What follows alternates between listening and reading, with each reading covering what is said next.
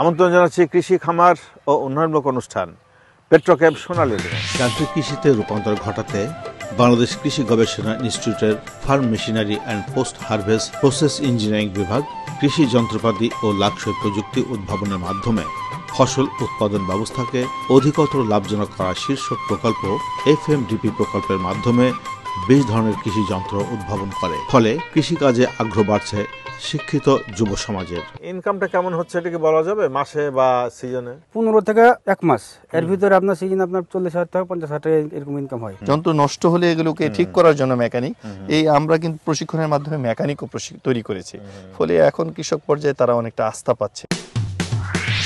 কৃষি খামার ও উন্নয়নমূলক অনুষ্ঠান পেট্রোকেম সোনালী দিন। এবারের বিষয় কৃষি রূপান্তরে বাড়ি উদ্ভাবিত কৃষি যন্ত্রের প্রভাব। উপস্থাপনা ও পরিচালনা মীর এমদাদ আলী। দেখুন 5 ফেব্রুয়ারি বুধবার সন্ধ্যা 6টা 20 মিনিটে। চোখ রাখুন ATN বাংলা।